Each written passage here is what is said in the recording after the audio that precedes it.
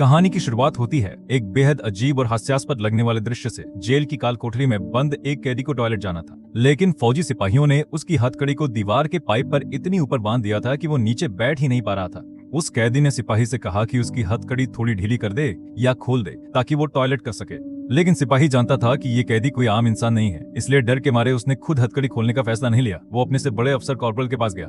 Corporal ने भी डर कर मना कर दिया और अपने से बड़े सार्जेंट के पास चला गया। सार्जेंट दौड़ता हुआ लेफ्टिनेंट के पास गया और लेफ्टिनेंट कैप्टन के पास, और देखते ही देखते एक मामूली सी हथकड़ी खोलने की बात एक अफसर से दूसरे अफसर तक रिपोर्ट होती चली गई, जब तक कि वो छोटा सा टॉयलेट बड़े बड़े फौजी अफसरों से भर नहीं गया। फिर भी इतने सारे अफसरों में से किसी एक की भी हिम्मत नहीं हुई कि वो कैदी की हथकड़ी खोल सके। आखिरी में खुद देश का बड़ा जनरल वहां पहुंचा, लेकिन अपने सामने इस पागलों जैसे नजारे को देखकर जनरल जोर से चिल्लाया, क्या तुम सबका दिमाग खराब हो गया है? और गुस्से में मुड़कर वहां से चला गया। बाकी सारे अफसर भी डरकर उसके पीछे पीछे बाहर निकल गए।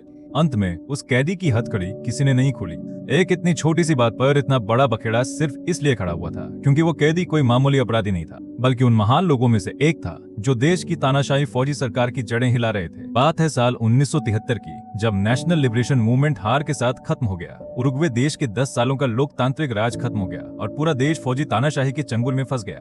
उसी साल सितंबर के महीने में नेशनल लिबरेशन मूवमेंट के 9 बड़े नेताओं को फौजी सरकार ने चुपके से अगवा कर लिया। इनमें तुपमारो संगठन के 3 सबसे खास सदस्यों से एल्यूटेरियो और मॉरिशियो भी पकड़े गए थे। इसके बाद उनकी आंखों पर पट्टियां बांध दी गईं और उन्हें चुपके से एक गुप्त फौजी ठिकाने पर भेज दिया गया। सबसे पहले उनके कपड़े उतरवाकर उनकी तलाशी ली गई। ये पक्का करने के बाद कि उनके पास कोई भी गैर कानूनी चीज नहीं है, उन्हें पहली जेल के अंदर डाल दिया गया। लेकिन इससे पहले कि वे उस जगह के आदी हो पाते, सिपाहियों ने जेल की वर्दी से उनके सिर ढक दिए और उनके ऊपर पेट्रोल छिड़क दिया। सिर्फ इतना ही नहीं, उन्हें बिल्कुल सीधे खड़े रहने का हुक्म दिया गया। दीवार से टेक लगाना या नीचे बैठना सख्त मना था। उस लंबी और उदास रात में सिर्फ बारिश की आवाज ही उनका साथ दे रही थी। अगले दिन जाकर उनकी आंखों से पट्टी हटाई गई, जिससे उनके दिलों की घबराहट थोड़ी कम हुई, लेकिन जो कुछ उन्हें दिख रहा था वो सांस घूंटने वाला था। चारों तरफ सिर्फ और सिर्फ निराशा भरी थी। यहाँ तक कि उनसे पहले आए लोगों द्वारा दीवार पर खुरचक कर लिखे शब्द भी यही बयां कर रहे थे, जो भी यहाँ कदम रखे वो अपनी सारी उम्मीदें यहीं छोड़ दे।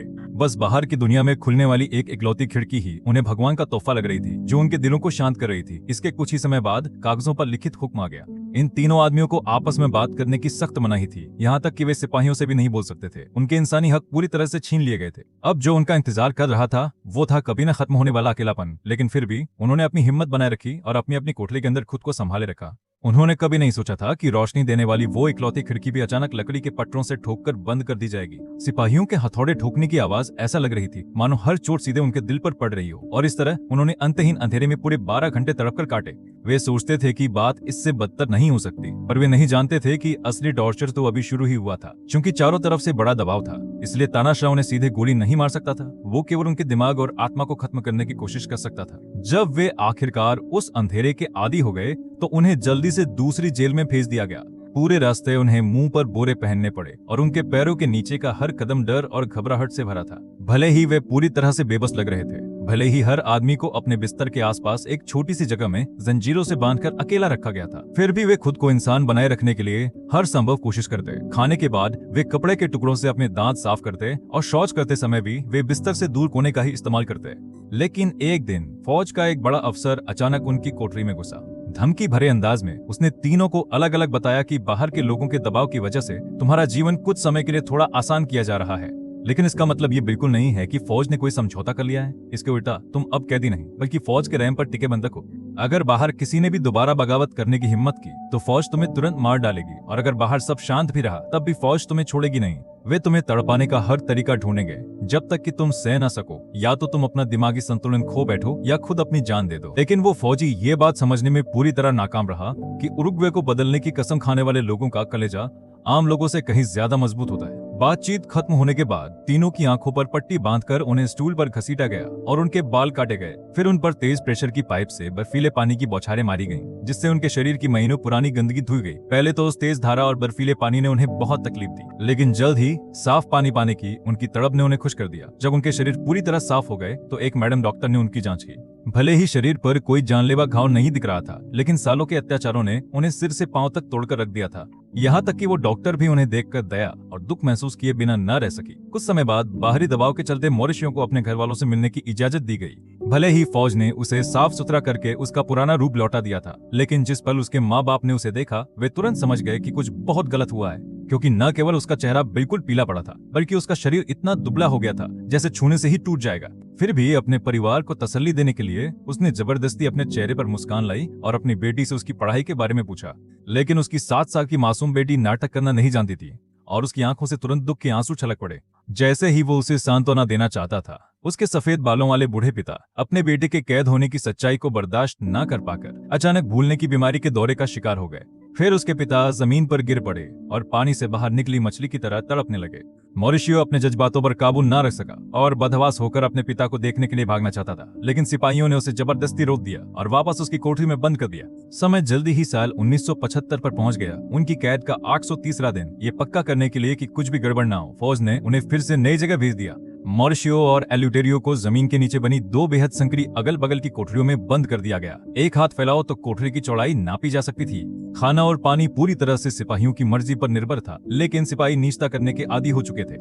वे न केवल कई दिनों में एक बार दोनों को थोड़ा सा खाना देते, बल्कि कभी कभी पानी पीते समय उनके सिर पर पेशाब तक कर देते थे। चूंकि जगह बहुत छोटी थी, इसलिए उनके पास छुपने के लिए कोई जगह नहीं थी। उसे की हालत तो और भी बुरी थी। उसे एक गोल ड्रम जैसी कोठरी में अकेला रखा गया था, जहां केवल चिड़िया ही रोज उसका साथ देती थी। समय के साथ उसे काल्पनिक आवाजें सुनाई देने लगीं और उसका दिमाग टूटने की कगार पर पहुंच गया। केवल क्रिसमस के दिन जब उसने खिड़की से शानदार पटाखे फूटते देखे, तब जाकर उसका मन थोड़ा शांत हुआ। उसी समय मॉरिशियो को एक स्वादिष्ट भोजन मिला।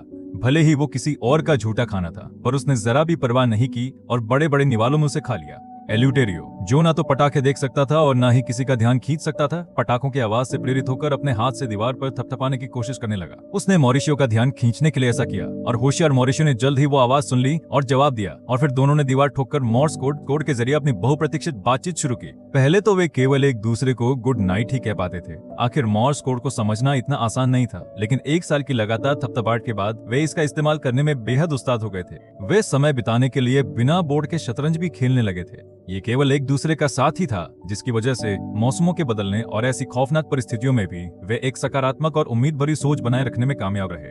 हालांकि सालों तक दीवार ठोकने से उनकी उंगलियों पर मोटे गट्टे पड़ गए थे। इसी दौरान एल्यूटेरियो को एक बार टॉयलेट जाने के लिए बाहर जाने का मौका मिला, लेकिन सिपाहियों ने उसे पाइप से हथकड़ी से बांध दिया, जिससे वो बैठ ही नहीं पा रहा था। इसलिए उसने उसे हथकड़ी खोलने के लिए कहा, वरना गंदगी से टॉयलेट गंदा हो जाता। लेकिन सिपाही के पास फैसला लेने का कोई हक नहीं था और वो केवल बड़े अफसर से पूछ सकता था। फिर बड़े अफसर ने उससे बड़े अफसर को रिपोर्ट की और अंत में बात कहीं नहीं पहुंची। सौभाग्य से एल्यूटेरियो को इस मुसीबत से एक फायदा हुआ। कुछ पल के लिए कोई भी दुश्मन उस पर नजर नहीं रख रहा था। उसने कचरे के डिब्बे से कुछ पुराने इस्तेमाल किए गए अखबार चुरा लिए। फिर अपनी कोठरी में लौटने के बाद उसने मोर्स कोड से मॉरिशियो के साथ वो खबरें शेयर की। 3 सालों में बाहर की दुनिया से सुनी गई ये उनकी इकलौती खबर थी। इस बीच दूसरी तरफ अकेलेपन के अंतहीन टॉर्चर के बाद होसे भयानक मानसिक भ्रम का शिकार हो गया। एक दिन उसे अपनी माँ का चेहरा तक दिखाई दिया।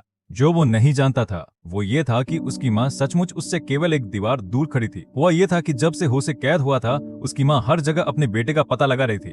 3 साल बाद आज के दिन ही उसे आखिरकार एक छोटा सा सुराग मिला था, लेकिन जब उसने उससे मिलने की भीख मांगी तो उसे बिना किसी दया के मना कर दिया गया।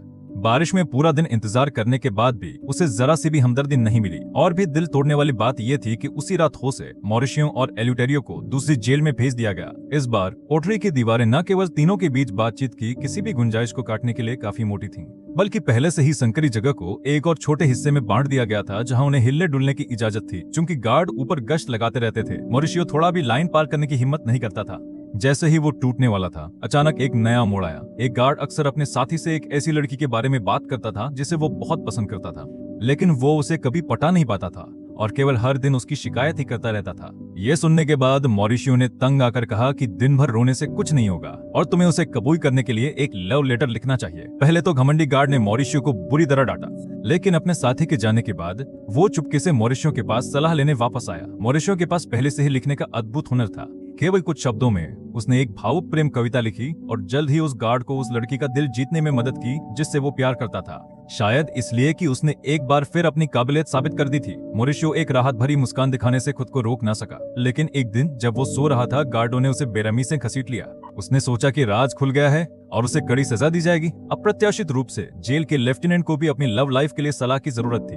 तुरंत राहत पाकर मॉरिशियो ने उस आदमी से कागज और पेन ले लिया। सबसे पहले उसने कागज की महक को गहराई से सूंघा, फिर अपनी अकड़ी हुई कलाई को हिलाया और एक बेहद दिल छू लेने वाली कविता लिखी। नतीजा बहुत शानदार होने के कारण लेफ्टिनेंट ने अपना आभार जताने के लिए न केवल मॉरिशियो को मुफ्त में कागज और पेन दिए, बल्कि समय समय पर उसके लिए स्वादिष्ट भोजन भी तैयार करवाया। यहाँ तक कि रेडियो पर फुटबॉल मैच सुनते समय भी लेफ्टिनेंट जानबूझकर आवाज पूरी तरह से बढ़ा देता था, जिससे उसके साथ खुशी का एक छोटा सा पल साझा होता था। बदकिस्मती से अच्छे दिन ज्यादा दिन नहीं चले और जल्द ही तीनों आदमियों को फिर से दूसरी जगह भेज दिया गया। शुक्र है, रास्ते में पेशाब करने के लिए रुकने के दौरान उनकी रखवाली कर रहे सिपाही ने दया दिखाई और उनके नकाब हटा दिए। उन्होंने अपने वतन के सुंदर पहाड़ों और नदियों को एक नजर देखते हुए धूप का आनंद लिया, लेकिन आजादी के उस छोटे से स्वाद के बाद उन्हें एक और भी संकरी और तंग जगह में ढकेल दिया गया। उनके आसपास हवा आने का कोई रास्ता नहीं था और यहाँ तक कि खड़े होना भी मुश्किल था। केवल उनके सिर के ऊपर का बल्ब ही रोशनी का इकलौता जरिया था। लेकिन टिमटिमाती रोशनी ने पहले से ही परेशान तीनों आदमियों को और भी ज्यादा बेचैन और उदास कर दिया। जो सबसे पहले इसे बर्दाश्त नहीं कर सका वो एल्यूटेरियो था। लेकिन एक दिन उसने अचानक एक सपना देखा। सपने में वो अपनी बीवी और बेटी के साथ नदी किनारे कैंपिंग करने गया था। उसकी बीवी को उसके दुख का एहसास हुआ और उसने सब्र से उसे सांत्वना दी, यह कहते हुए कि सब कुछ खत्म हो जाएगा और चाहे जितना भी कठिन क्यों ना हो, तुम्हें टिके रहना होगा। यद्यपि उसके जागने के बाद वो गर्माहट भरा आलिंगन और अपनी बीवी बच्ची को अपने पास पाने की खुशी गायब हो गई। लेकिन तब से एल्यूटेरियो के पास एक बार फिर से जीने की ताकत आ गई। इसके उल्टा होसे, जो पहले से ही अक्सर मानसिक भ्रम और आवाजों से परेशान था, उसकी हालत और भी बिगड़ती चली गई।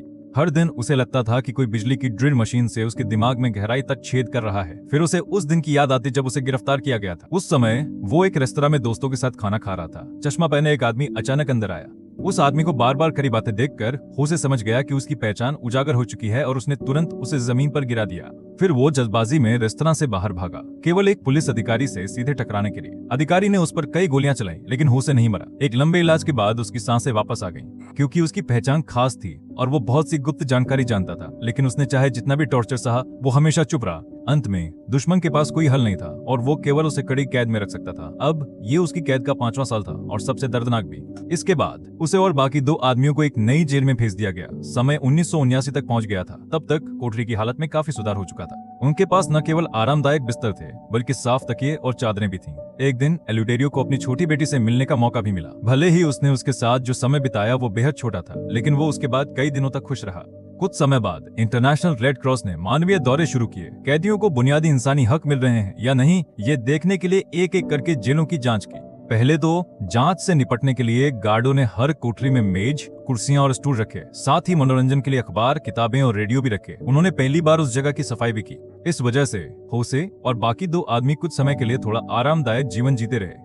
जिस पल होसे ने रेडियो के जरिए बाहर की दुनिया की खबर सुनी, दबाव में लंबे समय से कुचला हुआ उसका दिल इतना भर आया कि उसकी आंखों से आंसू बह निकले। हालांकि जब उन्हें रेड क्रॉस के सदस्यों के सामने इंटरव्यू के लिए एक एक करके ले जाया गया, तो उन सभी ने अपने साथ हुए अन्याय के बारे में चुप्पी साधे रखी, क्योंकि वे अच्छी तरह जानते थे कि उस समय सच बोलने से कोई अच्छा नतीजा नहीं निकलेगा और इसके बजाय और कड़ा टॉर्चर मिल सकता है। यकीनन जैसे ही जांच खत्म हुई, सब कुछ फिर से पहले जैसा हो गया। जो एल्यूटेरियो ने कभी सोचा भी नहीं था वो ये था कि साबुन की टिकिया पर उसने जो दांव लगाने का तरीका लिखा था, उससे फौज को गलती से लगा कि वो फिर से कोई साजिश रच रहा है। हालांकि कुछ सफाई देने के बाद उसने खुद को शक से बाहर निकाल लिया, लेकिन पुराने दिनों की दर्दनाक यादें उसके दिमाग में फिर से तैरने लगीं। 14 अप्रैल 1972 की सुबह एल्यूटेरियो अपने साथियों के साथ आगे के प्लान पर बात कर रहा था, जब उसने अचानक तानाशाह की गाड़ी की आवाज सुनी। इसलिए वो और एक दूसरा साथी जल्दबाजी में टॉयलेट की छत में छुप गए। केवल एक पति पत्नी जो गुप्त रूप से उनकी मदद कर रहे थे, फौज का सामना करने के लिए पीछे रह गए। लेकिन फौज का कभी भी बात करने का इरादा नहीं था। इसके बजाय एक भी इंसान को भागने ना देने के नियम का पालन करते हुए उन्होंने पूरे घर पर गोलियां चला दी। बेखबर पति पत्नी की मौके पर ही मौत हो गई। छत में छुपा एल्यूटेरियो भी कई बार गोली का शिकार हुआ। सौभाग्य से वो और उसका साथी उसके बाद हुई तलाशी के पहले दौर से बच गए। दुर्भाग्य से उसके घावों का खून छत की दरारों से फर्श पर टपक गया। इसके कारण अंत में वो और उसका साथी दोनों पकड़े गए। अब उसके साथी का पता किसी को नहीं था और कोई नहीं जानता था कि वो जिंदा है या मर गया। एल्यूटेरियो को इस वजह से गहरा पछतावा महसूस होता था, लेकिन उसे क्रांति में शामिल होने का कभी अफसोस नहीं हुआ। उस समय जेल में फंसे होने के बावजूद उसे पक्का यकीन था कि तानाशाही एक दिन जरूर गिरेगी। इस बीच होसे को आखिरकार अपनी इच्छानुसार अपनी माँ से मिलने का मौका मिला, लेकिन जिस पल उसकी माँ ने बोलना शुरू किया, उसने उसे रोक दिया, क्योंकि उसका मानना था कि किसी ने उसके अनसुने राजों को जानने के लिए उसके दिमाग में एक सुनने वाला यंत्र लगा दिया है। ये सुनकर उसकी माँ को तुरंत एहसास हुआ कि उसका बेटा टूटने की कगार पर पहुंच चुका है। इसलिए वो खड़ी हो गई और उसे कड़े शब्दों में डांटते हुए बोली कि वे जानबूझकर तुम्हें पागल करने की कोशिश कर रहे हैं, लेकिन तुम उन्हें जीते नहीं दे सकते। भरोसा रखो कि कोई भी तुम्हारा दिमाग नहीं छीन सकता। वापस लड़ना सीखो। जब तक तुम इसे पार कर लोगे, दुनिया फिर से खुल जाएगी। पहले तो हुसैन नहीं जानता था कि वापस कैसे लड़ा जाए, जब तक कि एक दिन अफसरों और आम लोगों की एक मीटिंग में खिड़की से बाहर देखते हुए वो अचानक चिल्लाने लगा। अपनी माँ द्वारा लाए गए लेकिन गार्डों द्वारा रोके गए चाय और बर्तन की मांग करते हुए उसने अपने साथ हुए अन्याय की भी पोल खोल दी। जेल का वार्डन ये सुनकर गुस्से से लाल पीला हो गया, क्योंकि बाहर से फौज ने हमेशा दावा किया था कि कैदियों के साथ कोई जुल्म नहीं होता। अगर सच सामने आ जाता तो ये फौज के लिए बहुत भारी पड़ता। इसलिए वो कोठरी की तरफ भागा। होसे के इस तथाकथित पागलपन को दबाने की कोशिश करने लगा। अचानक चतुर होसे ने पहले ही वार्डन के अफेयर के बारे में सुराग खोज लिए थे। कोई और रास्ता न देखकर वार्डन केवल होसे को बुरी तरह पीट सकता था। अपना गुस्सा निकालने के बाद उसने फिर होसे की मांग मान ली, वरना उसकी इज्जत नीलाम हो सकती थी। इतना ही नहीं, होसे के कड़े आग्रह पर वार्डन ने उसके इलाज का इंतजाम भी किया, क्योंकि होसे का मानना था कि उसके सिर में एक एंटीना लगा दिया गया है। हालांकि डॉक्टर ने साफ साफ कहा कि आराम और नींद की कमी की वजह से होसे को दिमागी भ्रम हो गया है। अगर वो कुछ नींद की गोलियां ले ले तो उसकी हालत सुधर सकती है। साथ ही डॉक्टर ने उससे किसी भी सोच को पकड़े रहने के लिए कहा जो वो थाम सकता था, यहाँ तक कि धर्म भी। लेकिन होसे ने कहा कि उसे नींद की जरूरत नहीं है। उसे जो चाहिए था वो था सोचना बंद करना और पढ़ना और लिखना। इसके अलावा अगर भगवान सचमुच है तो वो इतना जालिम क्यों है और वो उसकी मदद के लिए हाथ क्यों नहीं बढ़ाता। अगर भगवान नहीं है और डॉक्टर कहती है कि वो अपना दिमागी संतुलन खो चुका है, तो वो वास्तव में क्या पकड़ कर रखे।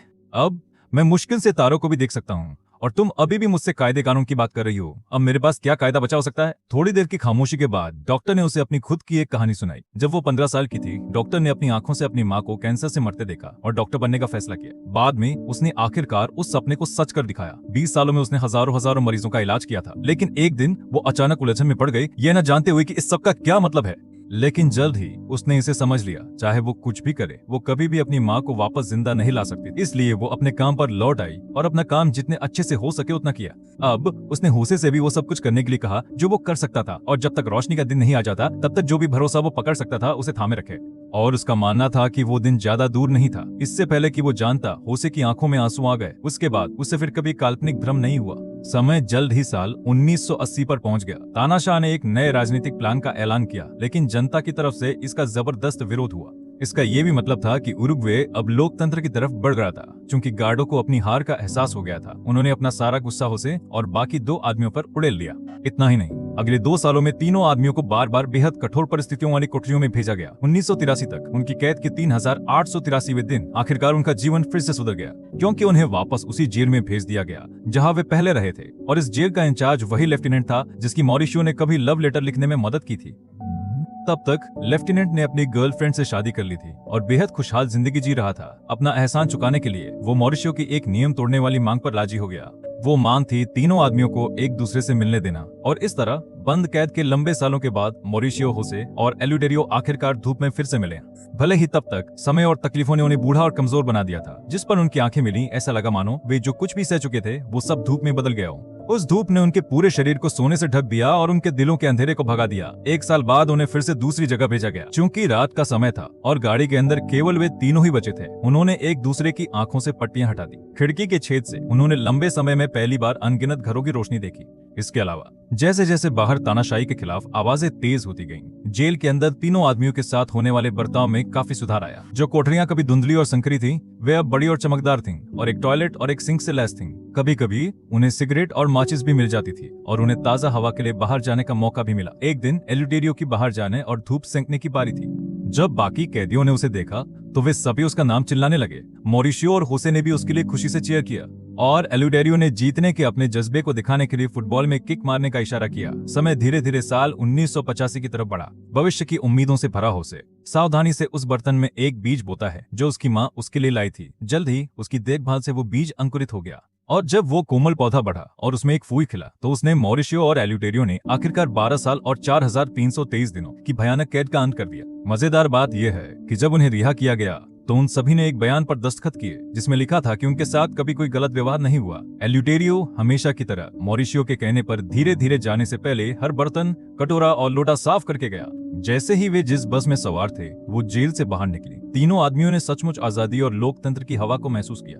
जिस चीज ने उन्हें और भी ज्यादा भावुक कर दिया वो ये था कि पूरे रास्ते उन्होंने उनके लिए खास तौर पर तैयार किए गए कई स्वागत बैनर देखे। बैनरों पर लिखा था, हम कभी भी अपने एक भी योद्धा को नहीं भूले हैं, आखिरकार बस अपनी मंजिल पर पहुंच गई। भीड़ की तालियों और नारों के बीच तीनों आदमियों ने 12 सालों के कांटों को पार किया और उन परिवारों को कसकर गले लगा लिया जो उनका इंतजार कर रहे थे। उसके बाद अपनी सोच और हिम्मत को और भी मजबूत करके उनमें से हर एक की जिंदगी ने एक नया पन्ना खोला। एल्यूटेरियो अपनी काबिलियत और पहचान के दम पर सीनेटर चुने गए और आगे चलकर देश के रक्षा मंत्री बने। मॉरिशियो ने खुद को कला के लिए समर्पित कर दिया। वे एक कवि, उपन्यासकार और नाटककार बने और संस्कृति निदेशक के पद पर भी रहे। होसे 75 साल की उम्र में साल 2010 में उरुग्वे के राष्ट्रपति चुने गए। राष्ट्रपति बनने के बाद भी उन्होंने किसी बड़े बंगले में रहने से मना कर दिया, राष्ट्रपति भवन छोड़ दिया और अपने खुद के छोटे से फार्म हाउस पर रहना जारी रखा। हर दिन वे काम पर आने जाने के लिए अपनी एक पुरानी कार चलाते थे, जिनके साथ केवल 2 सुरक्षा गार्ड और एक कुत्ता होता था। इतना ही नहीं, उन्होंने अपनी कमाई का ज्यादातर हिस्सा दान कर दिया। अपने सीधे साधे जीवन और निस्वार्थ सेवा के कारण उन्हें पूरी दुनिया में सबसे गरीब और महान राष्ट्रपति कहा गया। वे लैटिन अमेरिका के 5 सबसे असरदार लोगों में भी गिने गए। जब तक तुम्हारे पास उम्मीद करने के लिए कुछ बाकी है, तुम कभी नहीं हारोगे। ऐसे ही जब तक तुम लड़ना नहीं छोड़ते, दुनिया आखिरकार तुम्हारे लिए रास्ते खोल देगी, क्योंकि समय हर दुख दर्द का सबसे बड़ा इलाज है। तुम्हारे सामने की जंग चाहे कितनी भी नामुमकिन क्यों न लगे, समय हमेशा आगे बढ़ता है। जब तक तुम हार नहीं मानते, जब तक तुम जिंदा रहते हो, अंधेरा आखिरकार बीत जाएगा और लंबी काली रात को नया सवेरा जरूर मिलेगा।